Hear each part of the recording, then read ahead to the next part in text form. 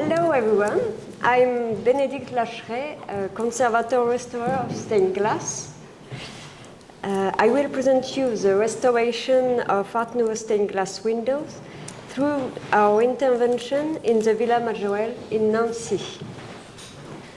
First, I'll do a brief history and presentation of the villa, say a word in windows context of creation and their author.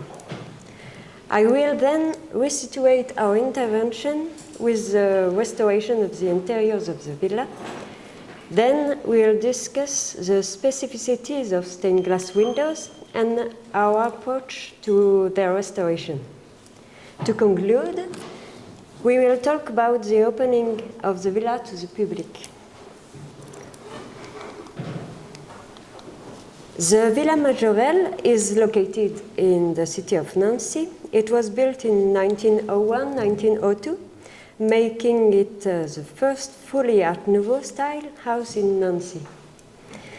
In 1898, the artist Louis Majorelle entrusted the project of building his house to the young Parisian architect Henri Sauvage.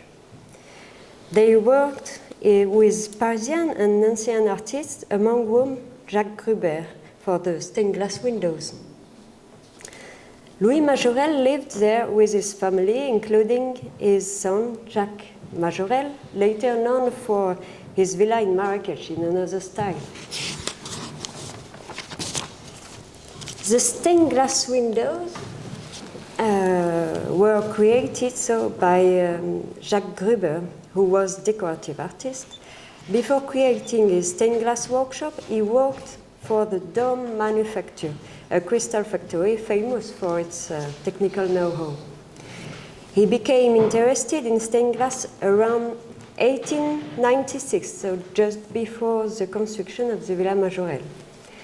Civil stained glass is then booming and is integrated into new architectures with openings planned to integrate them. Gruber made stained glass windows with his own decorator's sensibility and experience. He knew how to both warm interiors and dress facades with a subtle assembly of patterned glass and streaky glasses. Those glasses had just arrived in Europe. They offered him the possibility to modulate the light thanks to their relief, transparency, and opalescence. He also made a smart use of metal structure as graphical elements for curves inspired by vegetals. This is how he highlights the motif of the honesty plant, the main theme of the Villa Majorelle. Let's have a visit of the villa, which will give us an overview of the stained glass windows and their integration into the facade and interiors. The vestibule, on the theme of the honesty plant, a pattern found on different supports: mural painting, ironwork, and stained glass. This theme continues in the main staircase with a large window that we'll see in more detail later. On the second floor here, this pattern of the honesty plant is found in small frames in blue-green tones. The terrace with 3 small glass panels, which can be seen here on the west facade. The lounge where stained glass windows above the fireplace are not original here. They were replaced in a Moorish style following a bombing in 1916. The dining room with decoration painted on the theme of the vegetable garden and very colorful stained glass windows that represent gourds. Going upstairs, we find the honesty plant in the room's stained glass windows. They are not original either. It's a recreation. They are new stained glass windows that we made from archive photographs. We intervened on the stained glass windows as part of the restoration of the interiors in 2019. The exteriors had previously been restored in 2017. One objective for restoring the villa was to open a private place representative of Art Nouveau movement to the public. It's echoing the museum of the School of Nancy, located a few hundred meters away. About 15 companies in carpentry, ironwork, masonry, and stone paintings intervened to restore the villa to its original atmosphere, while integrating a visitor respectful of the work. As for the restoration of the stained glass windows, we were a team of 3 workshops: the Milanese workshops, Pauline Parfait and BL Vitro, myself, completed by the Guillaume workshop for the restoration of armatures. So, Bénédicte, there were Yes? 15 companies working together on the restoration of the entire building and 3 on the stained glass.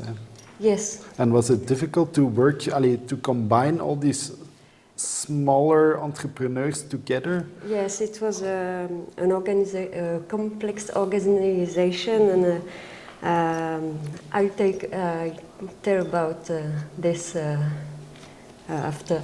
Okay.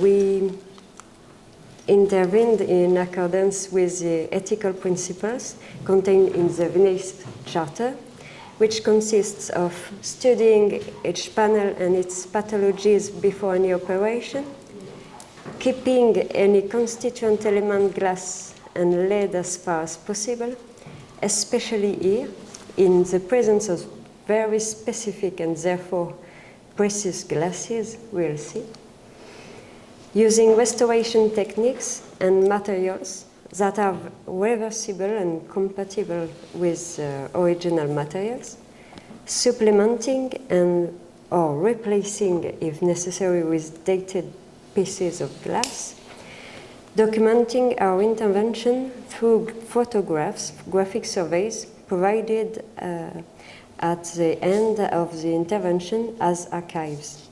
I will now talk about the stained glass windows and their restoration. Each room has its set of stained glass windows with its specificities, all equally interesting both from a technical point of view and from the point of view of their restoration. Unfortunately, we won't have time to go through all of them. I have made a selection that will allow us to address both the characteristics of Art Nouveau stained glass windows and challenges about their restoration with the solutions provided. Before talking about stained glasses, we will mention the insertion of glass in such houses, conceived as complete works with the problem of UV light. We will see the contribution of Gruber and his decorator background by focusing on the dining room's stained glass windows and the discoveries made during restoration. The use of the structure as a graphical element of the majestic staircase window, the dilemma between conservation of an original setting and conservation of material, and finally, I'll discuss how to revive lost stained glass windows with glasses that are no longer produced thanks to a recreation for bedroom doors.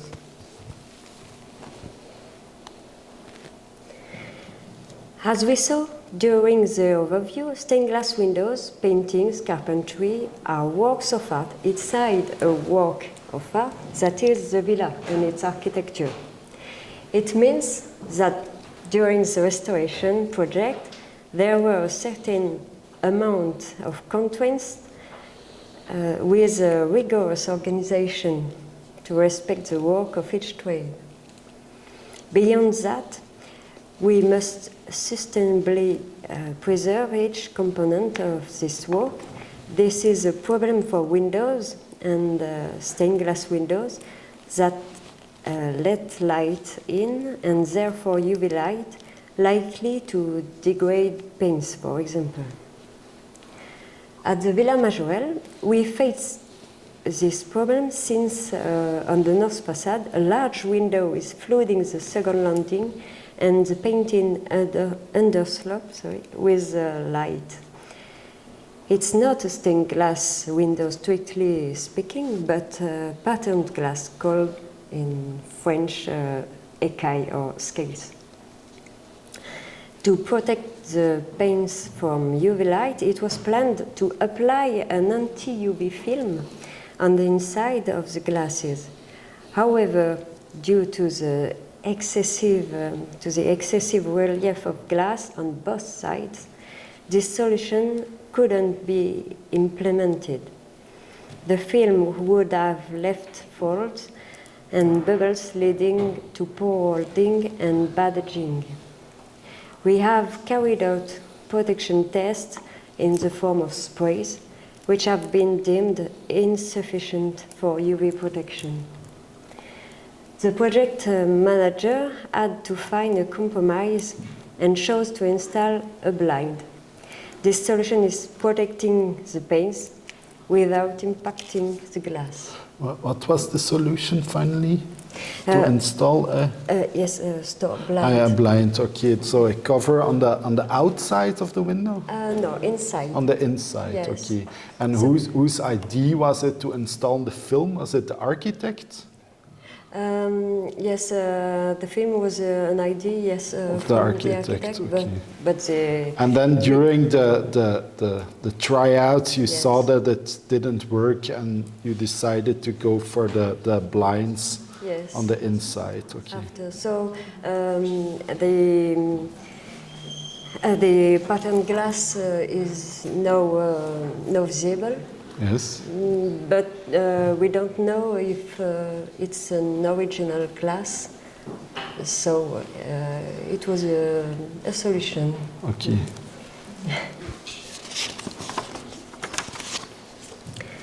Now let's talk about the stained glass windows. In the dining room, 4 panels of stained glass echoes paintings on the theme of the vegetable garden. These are transom panels representing green gourds on a pink-orange background. The particularity of this stained glass lies in the choice of glasses. Jacques Gruber has used here dichroic ripple glasses and streaky glasses, which at the same time warm the interior by an explosion of colors changing over the day, but which also keep real interest seen from the outside. These stained glass windows are not painted.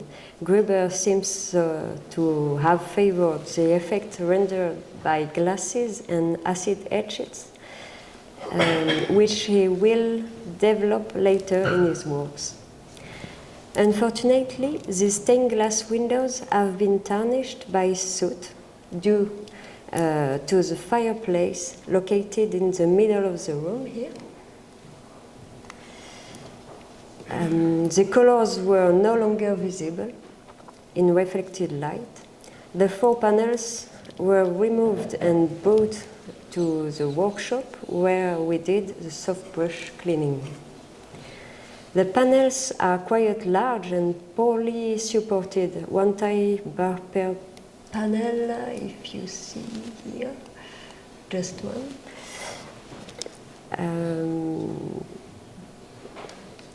Sorry. The leads, which were not original, were fragile and had to be changed.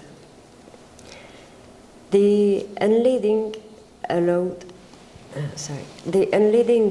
us to discover a superposition of glasses for the gourds. One green acid etched glass and a yellow pot metal glass laid together. We can guess in the photo a silver stain on the green glass here.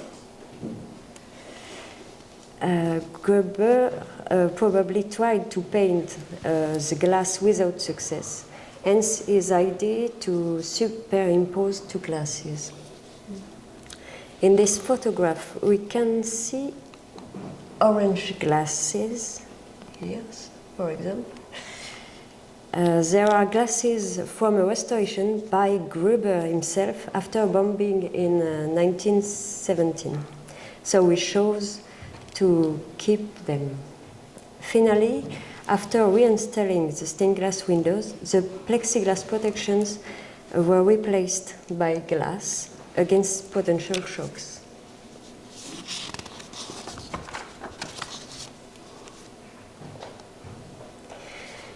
The ground staircase and the ground floor are illuminated by a large window of 2.7 meters height.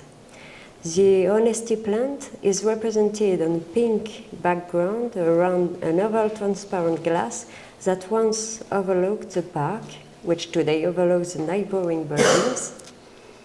Here, the metal structure is not a simple support for the stained glass panels.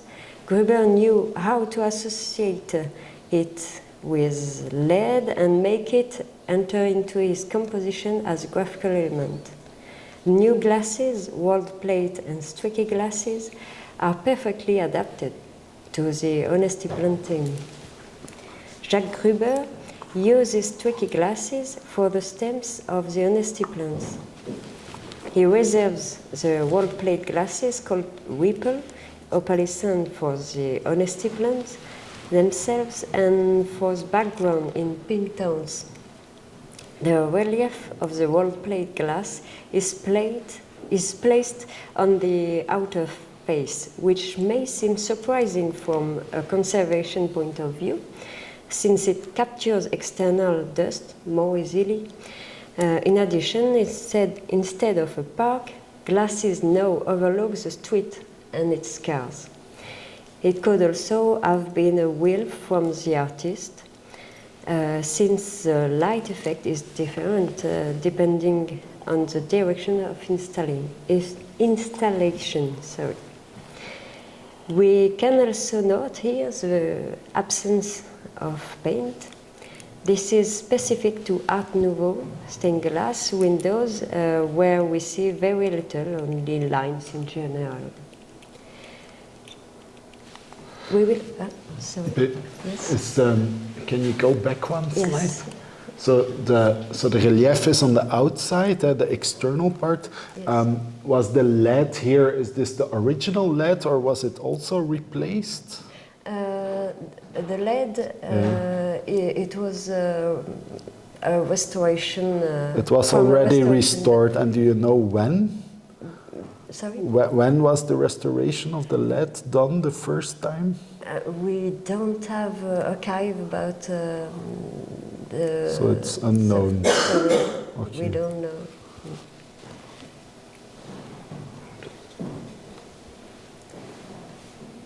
I continue. We will look at the metal armature. Here, Gruber has been ingenious. This is the main facade, now visible from the street. The metal armature gets very important from the inside by supporting the drawing of the stem skewers, and from the outside, the structure echoes the curves of the north facade, and in particular those of the studio's window. From a technical point of view, the structure splits the stained glass panels in an unusual way, panels not very wide and of great height. This format weakens the panels that tend to sag.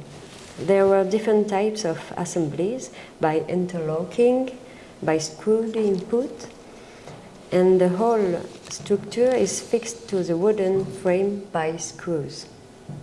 Its restoration was done on site by our colleague Joël, who stripped it, straightened it, and painted it in the shade chosen by the project managers. The removed panels were studied and restored in the workshop. The middle glass was removed using suction cups. We cleaned it and stored it in a suitable case on site. According to our ethics, all the pieces have been preserved. In the case of broken parts, the fragments were consolidated by gluing. During the removal, we found two lower corners that were completely covered with paint and therefore invisible. They were cleaned, glued, and reinserted. As on the dining rooms, stained glass windows, the orange restoration glasses that had been inserted by stopping have been preserved and restored. 3 restoration glasses painted in pink enamel, located here by yellow circles, were deemed dissonant and were replaced. The LEDs were not original and had many breaks and gaps related to the tight installation and height of the panels. They were replaced by new LEDs with the same width. The largest panels located at the top were strengthened with reinforced LEDs on the periphery. Once restored, the panels were reinstalled, respecting the original direction of installation with relief outside. The central lens was covered on the inside with an anti-UV film before being reinstalled. The theme of the honesty plan continues by clamping the staircase with 6 small opening frames in blue-green tones. On these panels, the design of the honesty plant is ensured by LED and lines of paint. The direction of installation raised questions because the relief was on the inside face, unlike the large window below. And the paint was exposed to the weather outside. It has also suffered and has faded as shown in the photo at the bottom right. After discussion with the project managers, the direction of installation was modified. The panels were reinserted into the frames in the opposite direction, painting on the inner face, which was possible thanks to the perfect symmetry of the 6 panels. As you can see, here too we have preserved every small fragment. This is all the more important as these glasses are very specific. They are no longer manufactured nowadays and are very difficult to find or even impossible to find. As part of the restoration of the interiors, we were asked to create 10 new stained glass panels for the doors of the rooms on the first floor. At the time, modern patterned glasses were inserted here. However, archive photos show that there were stained glass windows with honesty plant patterns instead. They looked really similar to the small frames of the staircase. It was planned to recreate these stained glass windows based on the photographs. If there was no doubt about the design of the LEDs, the black and white photograph gave us no clue about the colors and textures of the glasses. We were asked to use translucent wall plate glasses for the background and neutral colors and light shades for honesty plants. Unfortunately, We could not find the desired combination of color and texture for the background. Patterns in particular are too regular and soft in today's production.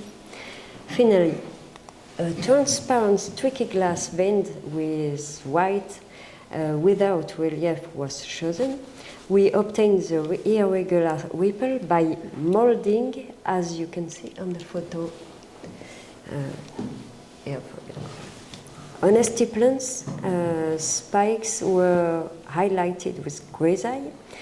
Not knowing the original direction of installation, whether the painting was on the bedroom or on the corridor side, it was decided to paint both sides.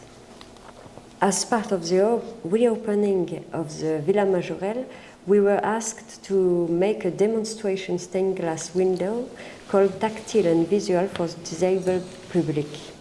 The objective is to allow the different audiences and visitors to better understand the stained glass window, in particular by touching textures and materials, smooth or relief glass, different widths of lead, and their solderings, as well as lines of grisaille. The colors of the anestiplant glasses are no longer pastel, but in more visible tones. This was defined after consultation with a group of testers, particularly for the visually impaired public. To conclude, we can say that the restoration of this type of stained glass is a real challenge for the restorer. Indeed, Art Nouveau artists freed themselves from the traditional codes of stained glass, and in particular Gruber here, who did not have this background. They did not hesitate to make large panels with unusual formats. They introduced new world plate glasses. They worked with acid etching and superimposing of glasses rather than painting. They combined materials, glass, metal, wood.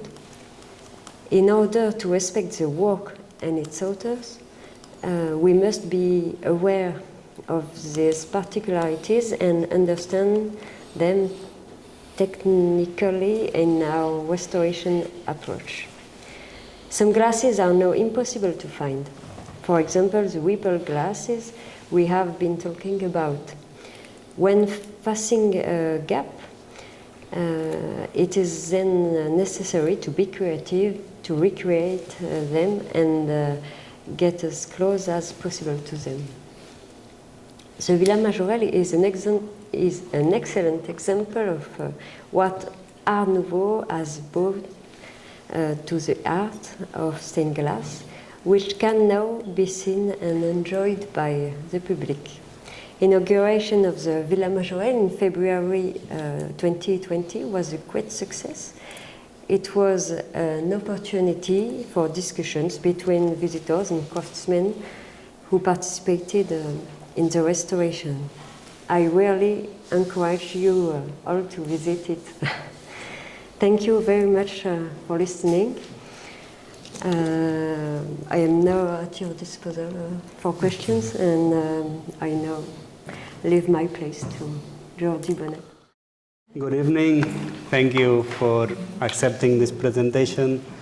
I am Jordi Bonet. You'll see that all slides are signed by Susana Babona and Laia Gomez. We are presenting this together. They are not here. They are technical architects from Barcelona University. They teach there, but they are also in private practice, and they were the ones that started this project. They were commissioned with writing the report that went into a tender to make all the works at Casa Condeminas. I will mainly speak about the stained glass, since there are other things that came across. Probably there are other slides that are not only stained glass. Casa Condeminas is probably the other hand of how to preserve Art Nouveau heritage, not only stained glass.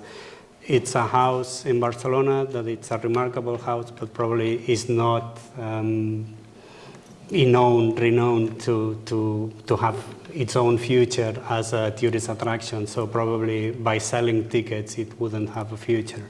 So this is something that is being done in Barcelona, and I will show some other examples of some things that are kind bit of sweet and bitter because they offer a future to the house, but sometimes you also have the feeling that other options could exist. I don't know, you probably will ask me lots of questions about that.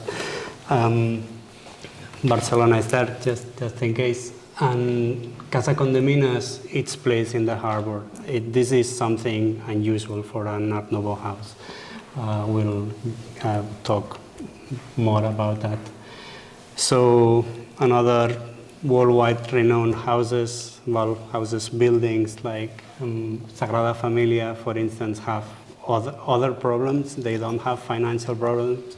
They are worldwide renowned, so whoever visits Barcelona probably has Sagrada Familia as one of the things to be visited, but probably most people, despite having been in front of Casa Condeminas because it's in a very central spot of the city, and they've never noticed it or they never heard of it.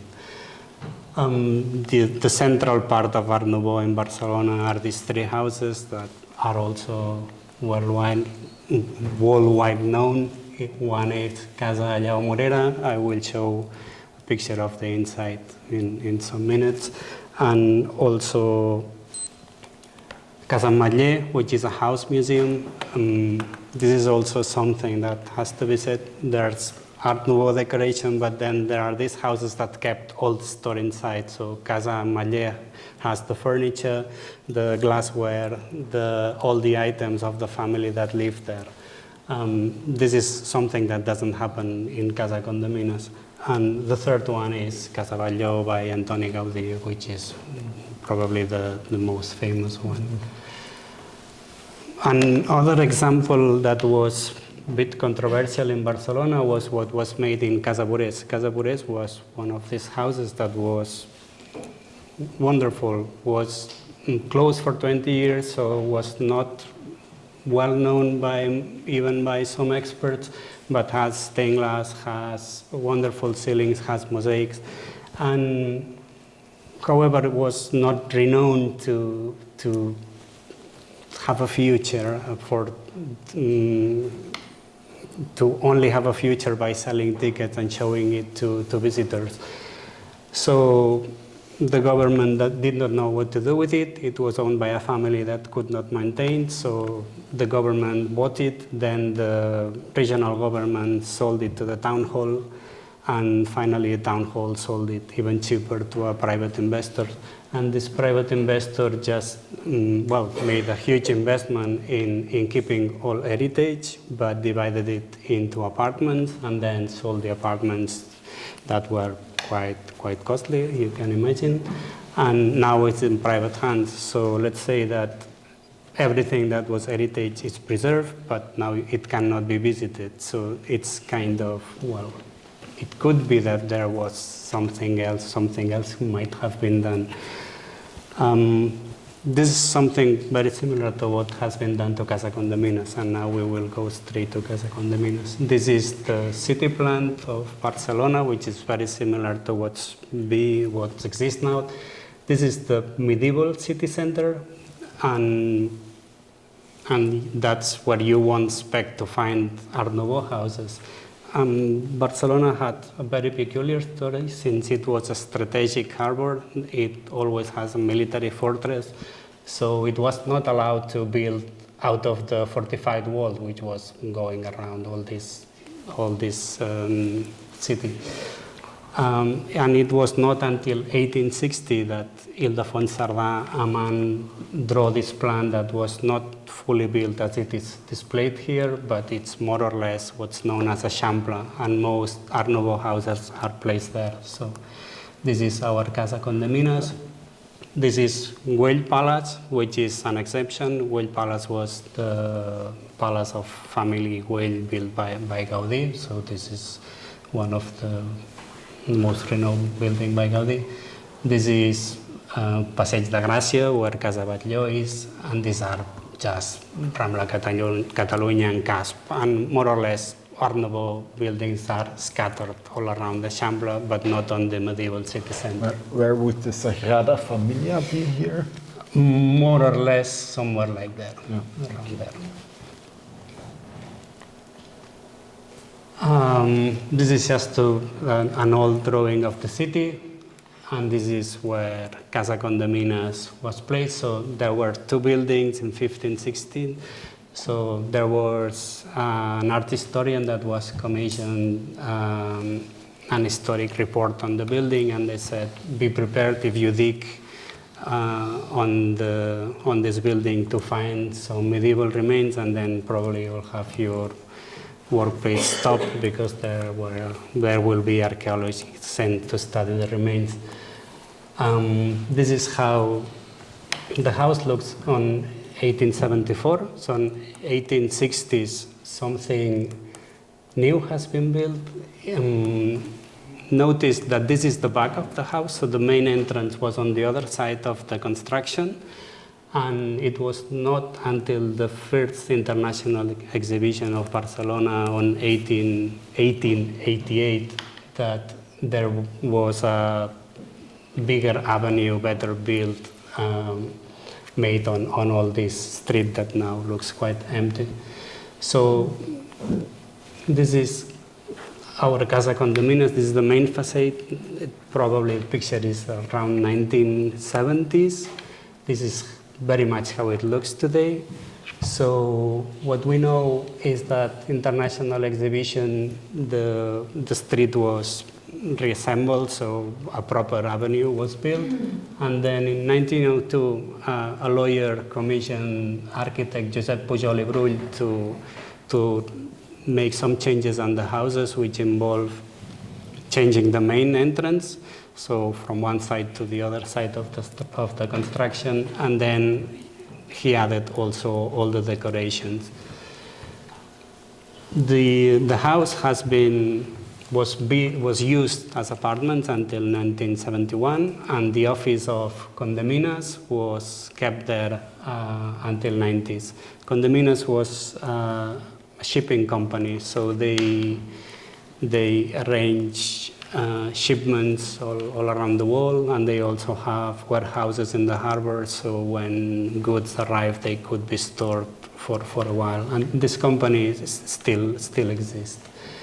Then the house was closed for many years, then was purchased by a private investor with the idea of building a hotel, but then the town hall changes, and then they forbid building more hotels because Barcelona was so crowded with tourists that said we should stop this strategy of still giving places for tourism because we cannot fit in. So, and then finally it was purchased to another company that with the idea of building also luxury apartments.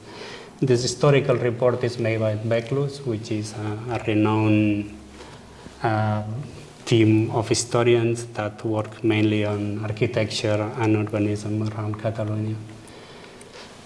About the architect that made this change on the building on 1860s,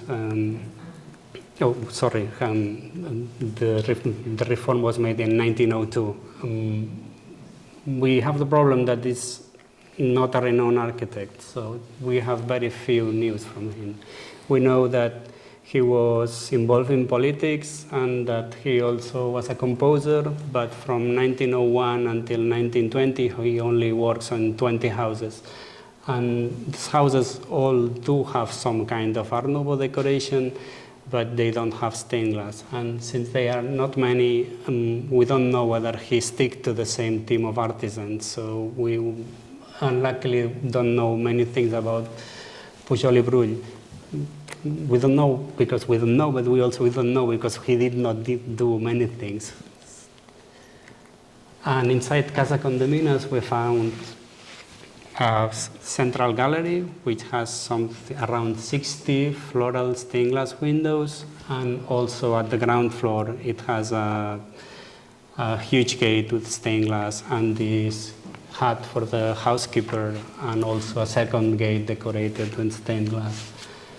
So this is something that will be, probably I will repeat myself, but this is a house that is intended to be used by people that doesn't know anything about stained glass conservation, people that will live there and will make their life. So part of our initial concern was how far can we do in the conservation of stained glass?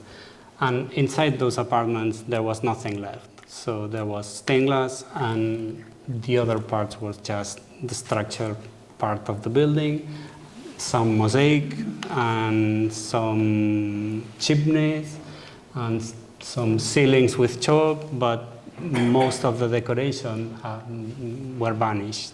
This is how we numbered the windows at the ground floor, and this is how we numbered and what we found on this central gallery. We found that there were many missing panels that have been replaced with rolled glass. We also found that there were the stained glass that was on the public stairs were protected with laminated glass, but they were protected in a way that could damage stained glass, so this was something that had to be changed. This was made because people lean on the panels, since it was where the space that people used to go up and down the stairs. When they were waiting, they could just lean their back against the panels. We also find, well, most of the panels were just on the regular disposition. It was an iron frame, and panels were fixed with putty. And the ground floor had to be protected with glass that was fire protective. This was something that was added by engineers, saying this is something that you must do. If you cannot fulfill these requirements, be prepared to remove stained glass and put it somewhere else. This was done in order to, in the event of fire, to ensure that there was a safe route for people exiting the building. And this glass is double glazing, which is 5 centimeters thick, but can stand heat of fire for 60 minutes.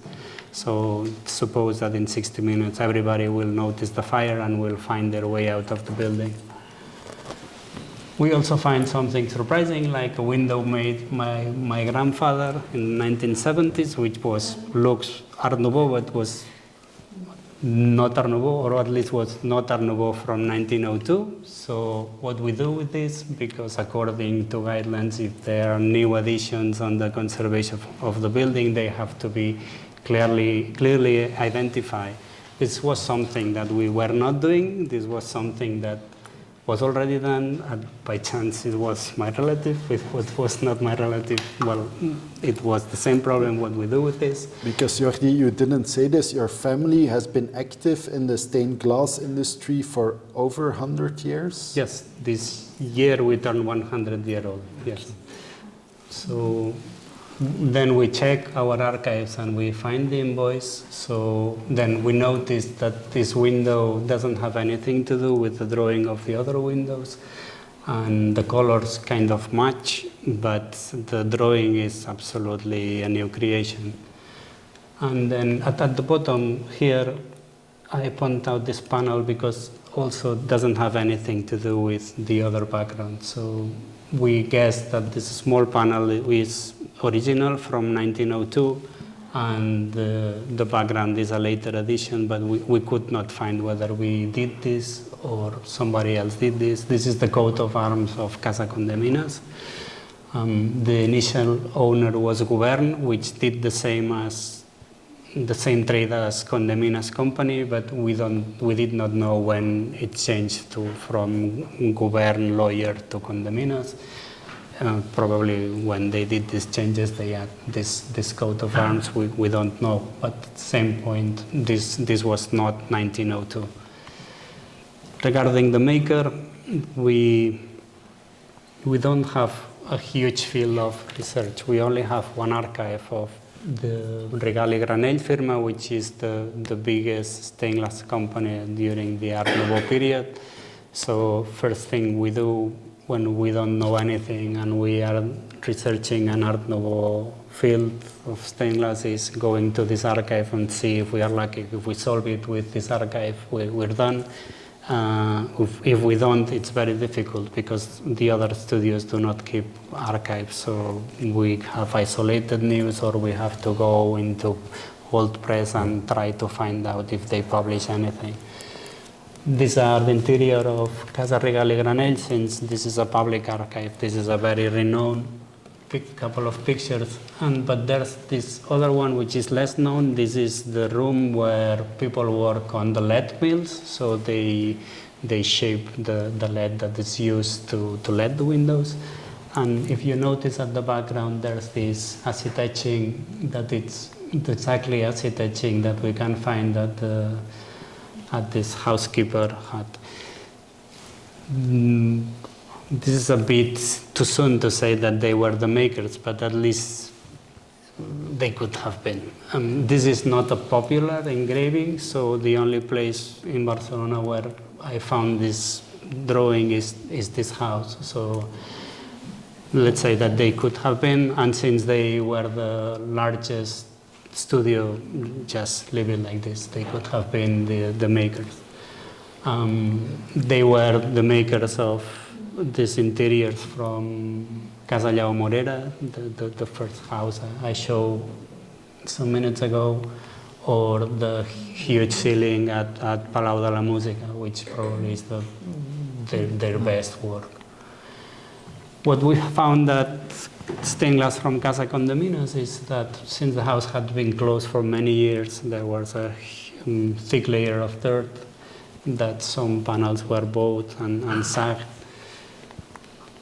We also found some crystal glass, which is this pattern of flaking glass. We don't have a method to reverse this deterioration of glass. We also find that there were many glass repairs. This is the original glass, and if you look carefully, this is another pattern. So probably these were older repairs. This is how this glass that we consider original looks from close. So it's also dichroic glass, this sort of glass that with transmitted glass it's red, but with reflected glass it's bluish. And it's opalescent glass, so 1902 probably in Barcelona it's one of the first uses of opalescent glass. And well, more repairs that were using just random glass. We also find some white powdery aspect of some LEDs. Some frames were very thin. This frame is only 4 centimeters, which is too thin to hold a LED panel, which is a bit heavy. And then many panels that were just probably damaged and replaced with rolled glass. So this would be the main core of what we did. Since our customer was an investor that wanted to sell the apartments, we were a bit worried that they might want the panels to look as if they were new. So the final. It would have been easier to sell the flats, but that was never on the table, and they always listened to our explanation. So we said we should, since these objects are already 120 years old, we should deal with them as the work of art as they are, and use minimal intervention, be as reversible as we can. And they were very open to that. So we were also allowed to use edge bonding, which allows you to consolidate a crack on glass, but the crack, it's still visible. So this is something that had to be explained to the future owners. This looks broken, but it's broken, but it's consolidated, so it's not going anywhere. So your relation with the owner was good, although there was this economic pressure to sell the apartments afterwards? We never feel the pressure. Let's say that the way it works is we deal with Susanna, who was the technical architect and was writing the report, and he was talking to us, said, how should we do that? And we explained to her we should do this, and then she moved these ideas to the owner. So I was never dealing with the owner, and we never felt the pressure, so this is something that was grateful. We are grateful to them. And so far, well, I'll explain that later. So what else? LED was old also, so it was still holding the glass, but a bit weak. So it can last, difficult to say, for 10 years without big interventions. It will require constant care, or a bit more care than if it was new, but we were also allowed to keep it and also replace LED when we were not sure that it would last or that it can be handled safely. So also we were allowed to keep all panels that were built until after 1902, and we use original materials like linseed old putty from the interiors of the houses, which is a bit of smelly, and some people would prefer a wood strip, but since it was what it was, we were also allowed to use it. And then regarding fire control regulations, I will show how we did it. So we'll label all panels, and then we just store it inside the house for a while, and then we pack it and move it to the studio. And at the studio we made these rubbings, which is a very traditional stained glass maker technique. This allows you to cut the lines exactly where the original glass was. And well, we had quite a lot of panels to cut, and then we let them on the traditional way. So this panel is absolutely new. This is no conservation so far. This is replicating the panels that were lost. For this replica, this is the original glass, which can be found in many catalogs, but you cannot buy this glass anymore. So our proposal was to use this glass, which can still being made by an American company called Bismarck. So this is something easy to buy, and this is the glass that was used on the window from 1971. So wherever you find this glass is not from 1902. All the panels that were built from new, they were signed, so you can identify, but if you find this texture, it is also new. And also they have some crown glass, which are these round pieces. We bought some of the remains of Regale Granell, so the pieces we are using are 100 years old, but you can still buy these pieces at St. Just or at Lambert's, and they look very nice, so they are still being made.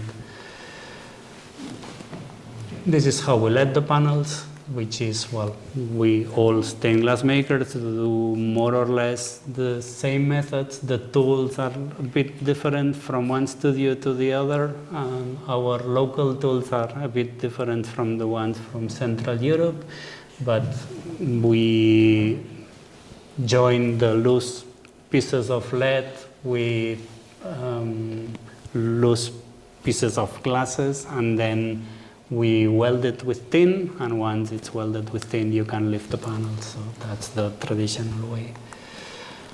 And we only LED two panels out of the 60. So regarding conservation, we did not have a single line of grisaille, so that makes cleaning much easier because you cannot damage paint. And we use dry methods most of the time, and when glass has lots of texture, we use water and alcohol, which is also very general recipe for cleaning glass. This is how the panels looks after conservation.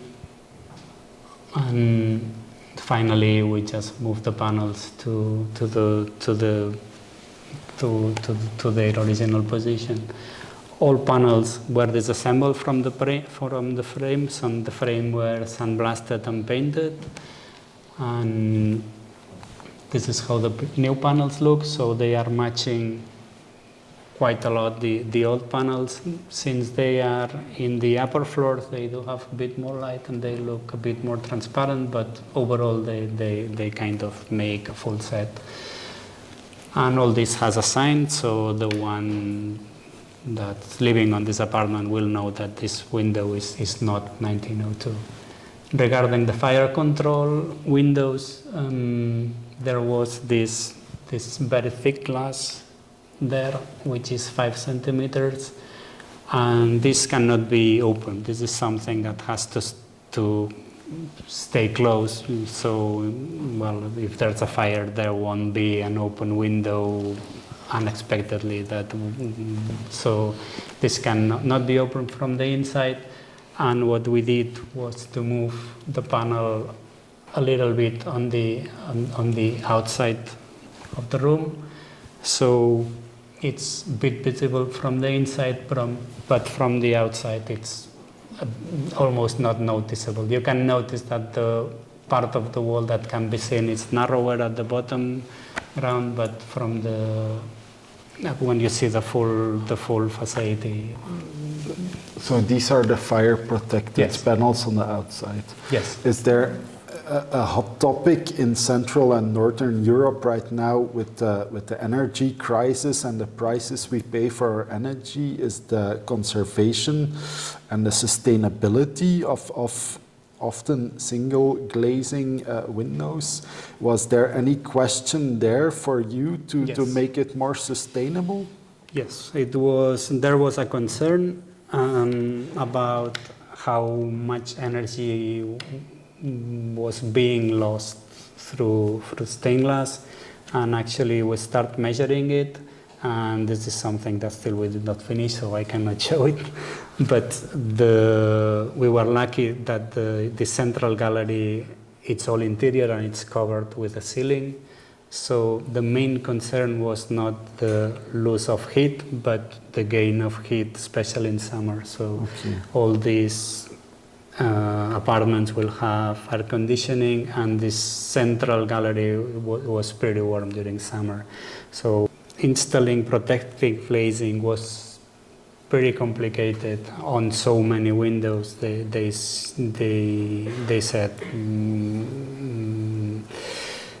let's try this and see if this works. So at some point, adding protective glazing on these windows required to replace all timber. So, and luckily the Mediterranean mild climate in the winter also helps. Winter will not be a problem, but we require lots of air conditioning during summer. So that would be a problem. That these rooms, which are bedrooms, will probably be warm during summer. Oh, this is the window from 1970s that it had natural light before the works, and now has artificial light. And this is how it looks. And these are some general views. And so these are the main facade, which doesn't have stained glass, but that has these tiles that were made in Valencia. This is original, and these are the panels that were protected with laminated glass that now are unprotected. And this is the ground floor. This is something that started on first talks 2018, then we disassembled the first windows 2019, then we got pandemics, and then this picture was taken last week. So we're done, but there's still lots of work of masons still working there.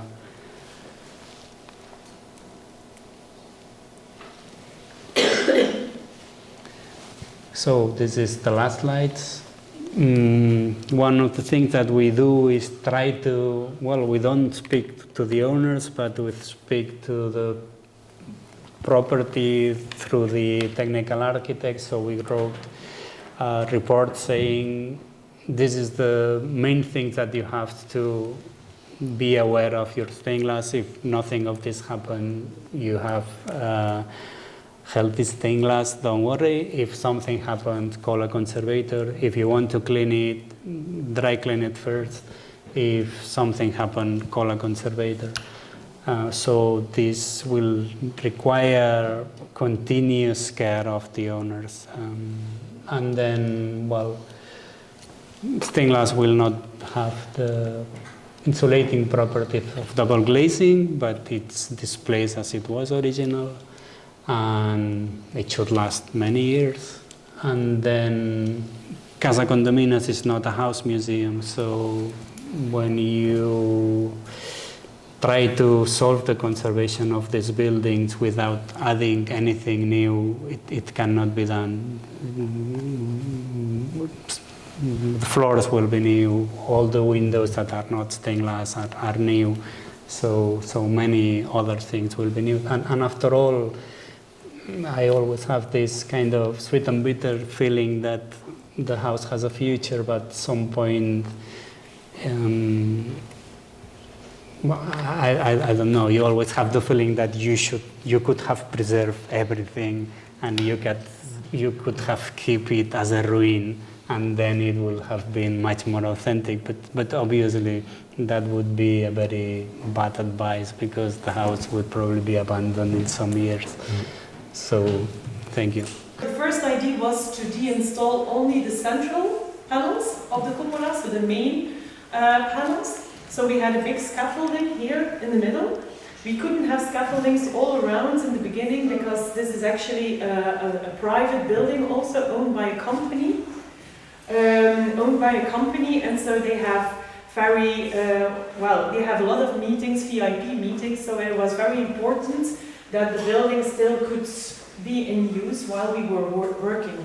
So even at some point they asked us to have the scaffolding decorated for the VIP guests that were coming. So it was quite difficult. We also had very limited time. We only had 4 months actually to do the entire restoration. But actually quite quickly we saw that not only the central panels were necessary to deinstall, but also the other panels around it, because we had constructional problems, problems with the plasterwork just above the side panels. And so the plasterwork needed to be redone. And because there are only 15 to 20 centimeters between the plasterwork and the stained glass panel, it was just necessary for the stained glass panels to be removed. And then we did a trial de-installation, because the panels are huge, they're really, really big. And so then of course we had scaffoldings needed all around as well to deinstall it. So there were 6 people necessary to deinstall the panels, 2 on the scaffolding on the side, 2 on the main scaffolding, and 2 above. So you have to imagine that above the cupola there are 2 main bars, huge actually bars, where we can actually put a wooden floor on top of it. So we could stand easily above the cupola as well. So the de-installation was tricky. We were really, really scared that the panels were going to fall apart, because they are so big, they're quite large. And the problem with stained glass is that you can't always tell how strong the lead is. So we can see whether there are cracks or not, but once you start removing the panel, it is possible that it just falls apart in your hands. But here we were lucky that also the perimeter lead was actually quite stable, and the central lead as well. So we were it was really possible to move the panels, slide them onto a board so that they were supported immediately, and then actually take them to the workshop. And then the restoration for the outer circle was very minimal. We didn't have to re-lead them, it was just maybe restore the edge lead. Cleaning was the main part, and then of course some edge bondings. But then in the central pieces, there were a few panels that were re-leaded already in the past. So we saw a lot of interventions from the central piece. And then some of the panels were re-leaded in LEDs that were thicker than the original LEDs. And very quickly, because we had a panel, the main architect, Barbara van der Wee, who is a real Victor Horta expert, together with the heritage consultant, and then Isabelle Kok from the KIK IRPA here in Brussels. And so together we were like a fixed team, we worked really close together, and immediately there was a consensus. We had to restore the LEDs. So the LED pattern needed to be original. So no mending LEDs were allowed, no copper foil restorations were allowed. So of course when the original glass was broken, we edge bonded it, but we edge bonded it with UV glue because we needed a stronger edge bonding than with the normal epoxy resin. But then there were a lot of stopgaps, so already glasses that were installed during previous interventions, but that glass wasn't very beautiful. So it was like a mismatch of all kinds of glasses and colors, and well, not colors, but very different tints of white and yellow, because it was yellow before, it looked yellow before due to the nicotine that was covered. There was nicotine all over the surface actually. But it wasn't beautiful, so you had all these different glasses, and then they really said, Barbara van der Wee said, Katrien, you have to look for this type of glass. So again, the same as you already told us, it's like you have to look for the glass. I looked into, first of all, I looked into the same type of glass. I had hoped to find enough sheets all over Europe to gather them together and had enough, but we needed over 90 pieces of glass, which is a lot, so we needed almost 20 sheets. So I couldn't find them, that was impossible. Then we tried the molding, so we tried also to make it, to make a mold, and then actually to have them made in the kiln. But the problem is we never did it before, and we didn't have the time to actually to make the techniques to perfection the techniques in time. So we had to stop that. But luckily we found another solution. So we found actually two types of glass that together looked exactly the same as the original. So in the LED nets we have the ripple glass, the Bismarck ripple glass, and on top of that we glued a bullseye cloudy opalescent glass. And then we had to order a lot more opalescent glass than we actually needed, because also there is a lot of variation into in the original pieces. And so panel per panel we had to look whether we needed a little bit more opalescent, a little bit less, very cloudy, less cloudy. So we had to look for every piece to the perfect glass. If you look at it, because indeed Jordi mentioned, in this panel you see a little bit different, a little difference, and indeed you can see the difference a little bit in some of the pieces. It really depends on the light. So during the day you have a lot of different types of light, going from really bright to cloudy to very shiny, less shiny, and so depending on the light you can see it more. You can see it a little bit, or you can't see it at all, so it really depends. But I think overall we succeeded in having, again, one unity and one beautiful effect again, so that's the main thing.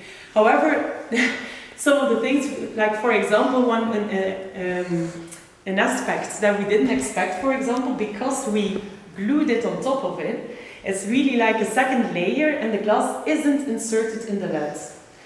And so once the panels were installed, so luckily it was a very shiny day, and suddenly we saw that the light actually breaks into all these, into the edges. So we saw light lines all over all over the place actually. Everywhere where we had a new infill, we saw these lights. I was like, oh my god, this is not beautiful. So we took out the panels again. Well, that's an advantage of having trial installations as well. Even when we had very little time, we had trial installations. And so we de-installed the panels again, and we painted all the edges in black, just to make sure that the light can't reflect into the edges. And then the result was much better. So yeah, we were quite happy actually that we did that. So yeah, that's one thing that we learned here as well. Is so you can see things, you can see the panels in your workshop, but the effects in the space itself and how actually the light goes through it, especially with such a cupola, is still very different. So we were fortunate to have back and forth panels. Well, not too much because they couldn't handle it, but enough to actually see all the little details that mattered. Yeah, the cleaning I told you already. So they were actually covered in nicotine, and of course, yeah, there was a huge effect. So first they were yellow, and after the cleaning, it was very simple cleaning with water and alcohol. But afterwards they were just bright blue almost. So that was a shocking effect, literally for everyone. It was almost emotional. We had to do our best not to cry once the panels were installed again. So it was really nice. And also another thing that was so beautiful to see is that there is only one way to deinstall actually the entire cupola. Yeah, so, and that's something that we didn't know from before. So during the preliminary research, nobody knew how it was going to be possible to deinstall everything. And it was just after that we installed the central panels, we tried to deinstall the little ones, the little triangle panels. And we noticed that we couldn't. We couldn't take them out. They were stuck. So we saw that we had to deinstall the other panels first, and then we could deinstall the triangle panels, which actually was quite funny. And you can't see, but these triangle panels, they go very deeply into the how do you say that? The metal stretching, so they go very deep, and they actually exist out of two panels. So you have the main panel, and that's still here. You have a little one like this that goes into it, and it's soldered onto each other just vertically. So first you have to put in the little one, then you put on top the bigger one, and then you just attach it in situ. These are all the little things which are just impossible to know from before, but yeah, it makes it so beautiful. So that was quite exciting. Also, like you see the little top here. These are very tiny panels. And also in the preliminary research, they told us that these panels, they existed out of two panels actually, but they aren't. You see all these little parts, it's like a cake, it's divided into parts, while one part just go from the top, which you see, to the bottom, is just one little panel that bends like that. Yeah, and it bends really easily. So also that is something quite beautiful to see. So I have to say, for me, this is, I work already 20 years in the business. I'm also from a family business. We only exist 75 years, but we're getting there also. Yeah, and I must say, it's for me, it has been an adventure. It's one of the most challenging projects of my career. And what was really moving is also how you see that my entire team actually performed at a very high level. We only had 4 months only on this project, but everybody worked so hard to actually get this result. So yeah, these are the projects where, why we do our jobs, isn't it? But it must have been insane to actually design something like that. It's so complex. If you look into details, also these main panels from the side, how they go into the metal stretching, how it's all designed towards each other. It's great actually how they imagined it, how it's made in the first place. So yeah, well, we hope as well that now they remain for another, maybe not 100, but at least 50 years or so. The only thing that we did add to it, because strangely enough there weren't any bars on top of the panels. Really? Yeah, so they were just lying there and they didn't have any bars. And then that's something we added. Also because the panels were sliding away. And so we added bars and then we added some clamps to actually hold the panels up and to divide the weight. So yeah, we had to add a few things just to improve the techniques actually of the installation. Yeah, for